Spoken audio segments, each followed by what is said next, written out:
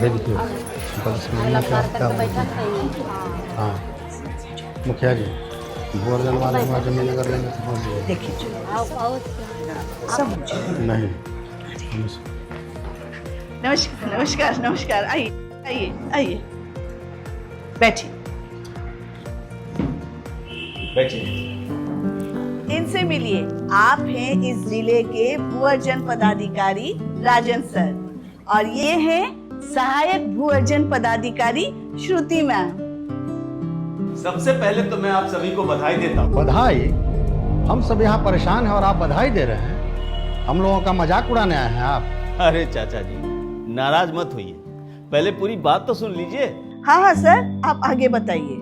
बधाई इसलिए दे रहे हैं कि आपके गांव से सटे एक 4 लेन सड़क बन रही है। इससे आपका यह गांव सीधे पटना से जुड़ जाएगा। अरे वाह, ये तो सच में बहुत अच्छी खबर है। हाँ सच में, इससे तो पूरे गांव को फायदा होगा। लेकिन सर, गांव वालों को ये चिंता है कि सरकार उनकी जमीन पर कब्जा कर रही है। कब्जा नहीं, भू अर्जन। ये भू अर्जन होता क्या है? देखिए, सरकार जब आम आदमी की भलाई के उद्देश्य से लाई जा रही किसी महत्वपूर्ण योजना के लिए व्यक्तिगत भूमि लीज पर लेती है, उसे ही भू अर्जन यानी लैंड एक्विजिशन कहते हैं। भारत सरकार एवं राज्य सरकार की विभिन्न परियोजनाओं के लिए भूमि अर्जन की कार्रवाई मुख्यतः भू अर्जन पुनर्वास एवं पुनर्व्यवस्थापन में उचित प्रतिकर और पारदर्शिता अधिकार अधिनियम 2013, NH एक्ट 1956 एवं रेलवे एक्ट 2008 यथा संशोधित के तहत की जाती है। उक्त अधिनियम की धारा 109 के प्रावधानों के आलोक में राज्य सरकार द्वारा बिहार भू अर्जन नियमावली 2014 प्रभावी है। बड़ी परियोजनाओं के अतिरिक्त छोटी परियोजनाओं के लिए भू अर्जन का कार्य तेज गति से पूरा करने के लिए भू अर्जन अधिनियम 2013 की धारा 104 के प्रावधानानुसार बिहार रैयती भूमि लीज नीति 2014 प्रभावी है। इस नीति के तहत आधारभूत संरचनाएं जैसे सड़क, अस्पताल, स्कूल, बिजली परियोजनाएं, हवाई अड्डा, पुल पुलिया आदि के निर्माण के लिए लीज पर सरकार द्वारा भूमि ली जा सकती है। इसको अगर सरल शब्दों में कहे तो किसी क्षेत्र के विकास में लैंड एक्विजिशन एक महत्वपूर्ण कड़ी है। बिल्कुल सही। तो क्या सरकार हमनी का जमीन मुफ्त में लीज पर ले लेगा? बिल्कुल नहीं, हर जमीन के लिए बाजार भाव से ज्यादा का मुआवजा दिया जाता है। भूमि अगर ग्रामीण क्षेत्र की हो तो न्यूनतम बाजार दर से 4 गुना और अगर शहरी क्षेत्र की हो तो 2 गुना बाजार दर पर भूमि का अधिग्रहण हितबद्ध रहतों से उनकी सहमति प्राप्त करने के बाद किया जाता है। लीजिए चतुर्वेदी जी, अब तो जमीन का कीमत भी बाजार भाव से बेहतर मिल रहा है। अब तो अपने गांव की तरक्की के लिए आगे आइए। मुखिया जी, अपने गांव का तरक्की कौन नहीं चाहता है, लेकिन बाप दादा का जमीन देकर आगे बढ़ना ये कौन सा तरक्की हुआ? हम आपका दुख समझते हैं चतुर्वेदी जी, लेकिन हम आपके पड़ोसी होने के साथ साथ इस गांव के मुखिया भी हैं। इसीलिए हम कहना चाहेंगे कि ई बखत एक बेटे की नजरिया से नहीं बल्कि एक जिम्मेदार नागरिक की नजरिए से चीजों को देखिए। ठीक है तो कह रही है मुखिया जी, इस तरक्की से कोनो बाहर वाला का फायदा थोड़े होगा। अरे हमनिए के ना फायदा मिलेगा। सर जरा सोचिए, अगर सरकार आप लोगों की भूमि अर्जित करती है तो पटना तक एक चौड़ी सड़क का निर्माण हो जाएगा। इससे कितना फायदा होगा? चतुर्वेदी जी, याद कीजिए जब श्यामू की कन्या को बच्चा होवे वाला था तो ऊ बखत तो उसको अस्पताल ले जाने में हम लोग को कितना परेशानी हुआ। हाँ सच में, वो रात तो ऐसा लग रहा था कि कहीं कोई अनहोनी ही न हो जाए। सोचिए, इस सड़क के बन जाने से अस्पताल, बड़े बड़े कॉलेज, बाजार, कहीं भी आना जाना कितना आसान हो जाएगा। और साथ ही सड़क के दोनों किनारे मार्केट बन जाने से आपका गांव बिजनेस के लिहाज से भी डेवलप हो जाएगा। वाह, तब तो हमारे गांव में एम्प्लॉयमेंट भी जनरेट होगा। हाँ बिल्कुल। ये सब तो ठीक है, लेकिन ये लैंड एक्विजिशन करेगा कौन? हाँ चाचा जी, अब की आपने पूछा एकदम सही सवाल। देखिए, बिहार में केंद्र एवं राज्य सरकार की चल रही विभिन्न परियोजनाओं के लिए लैंड एक्विजिशन का काम राजस्व एवं भूमि सुधार विभाग के भू अर्जन निदेशालय द्वारा किया जाता है। भू अर्जन की कार्रवाई को तेज गति से निष्पादित करने के लिए सभी जिलों में जिला भू अर्जन पदाधिकारी के नेतृत्व में जिला भू अर्जन कार्यालय गठित, जो कि समाहर्ता के अधीन कार्य करते हैं। भू अर्जन अधिनियम 2013 के प्रावधान अनुसार 50 एकड़ तक की भूमि का अधिग्रहण संबंधित जिले के समाहर्ता द्वारा ही किया जाता है, क्योंकि उन्हें सक्षम सरकार की शक्ति प्रदत्त होती है। सर, अगर लैंड एक्विजिशन के पूरे प्रोसेस को आप हमें विस्तार से समझाएंगे ना, तो ई गांव वालों को समझने में काफी आसानी होगा। क्यों नहीं मुखिया जी, आखिर हम लोग आप सभी को भू अर्जन के प्रति जागरूक करने ही तो आए हैं। देखिए, लैंड एक्विजिशन विभिन्न चरणों की एक प्रक्रिया है जिसमें मुख्यतः अधियाचना, SIA यानी सोशल इम्पैक्ट असेसमेंट, अधिसूचना अथवा नोटिफिकेशन, पुनर्वासन एवं पुनर्व्यवस्थापन और अधिघोषणा शामिल है।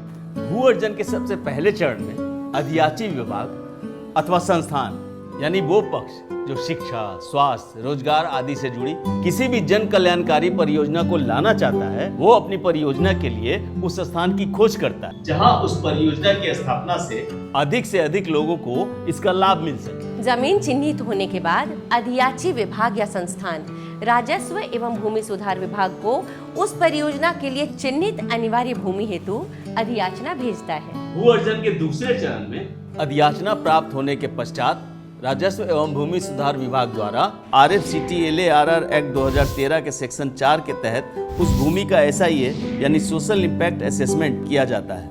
इस कार्य हेतु विभाग द्वारा पहले से ही 5 एजेंसियां चयनित हैं, जिसमें Chandragupt Prabandhan Sansthan Patna, AN Sinha institute Patna, LN Mishra institute Patna, ADRI Patna, Vikas Prabandhan Sansthan Patna प्रमुख हैं।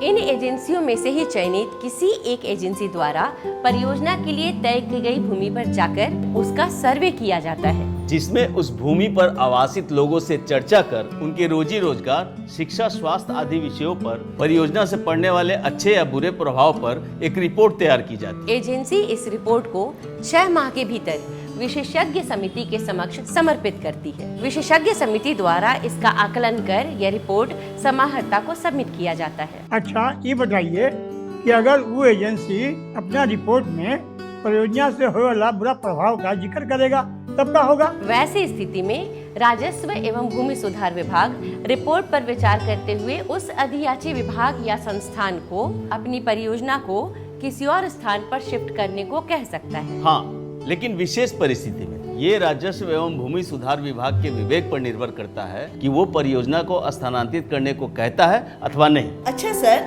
मान लीजिए कि सभी गांव वाले भू अर्जन के लिए राजी हो जाते हैं, लेकिन कुछ लोगों के पास ही कागजात पूरे हो और बाकियों के पास नहीं, तो वैसी परिस्थिति में क्या होगा? देखिए, ये एक सामान्य समस्या है। इसके लिए भी सरकार ने व्यवस्था कर रखी है। अधिनियम 2013 की धारा 11(1) के तहत प्रारंभिक अधिसूचना पर रैयतों द्वारा प्राप्त आपत्तियों का 60 दिनों के भीतर निराकरण किया जाता है। भू अर्जन के तीसरे चरण में अधिनियम 2013 की धारा 19(1) के तहत गजट, अखबारों, प्रखंड एवं जिला भू अर्जन कार्यालयों में अधिसूचना प्रकाशित की जाती है। अधिसूचना तथा अधिघोषणा निर्गत होने के बीच की अवधि में समाहर्ता द्वारा एक टीम का गठन कर खेसरा पंजी या गोसवारा पंजी का निर्माण कर लिया जाता है। आप लोगों ने भू अर्जन से जुड़ा हुआ इतनी जानकारी दी, वो तो काफी अच्छा लगा, लेकिन क्या चाचा जी?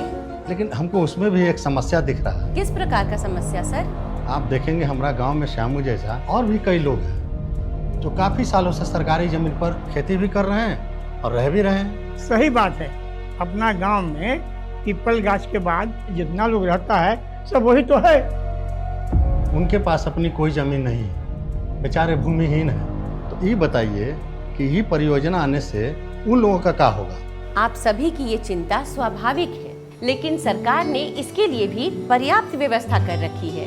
देखिए, जैसा कि इस अधिनियम के नाम भू अर्जन पुनर्वास एवं पुनर्व्यवस्थापन के उचित प्रतिकर और पारदर्शिता अधिकार अधिनियम 2013 से ही प्रतीत होता है, भू अर्जन के तीसरे चरण के पश्चात चौथे चरण में पुनर्वास एवं पुनर्व्यवस्थापन की कार्यवाही शुरू की जाती है। इस कार्यवाही में संबंधित जिले के अपर समाहर्ता प्रशासक के रूप में तथा प्रमंडलीय आयुक्त के रूप में नामित होते हैं। वास्तव में ये विशेष व्यवस्था श्यामू जैसे लोगों के लिए वरदान है, जिनके पास स्वयं की भूमि नहीं और वो पूर्ण रूप से सरकारी भूमि पर ही निर्भर है। सरकार ऐसे लोगों का आकलन करके पुनर्वास एवं पुनर्व्यवस्थापन के तहत उनके मूलभूत सुविधाओं की व्यवस्था करके उन्हें वहां शिफ्ट करवाती है। चौथे चरण के बाद भू अर्जन के सबसे अंतिम चरण यानी कि 5वें चरण में गजट और अखबारों में अधिघोषणा जारी की जाती है। साथ ही प्रखंड एवं जिला भू अर्जन कार्यालयों के नोटिस बोर्ड पर चस्पा कर दी जाती है।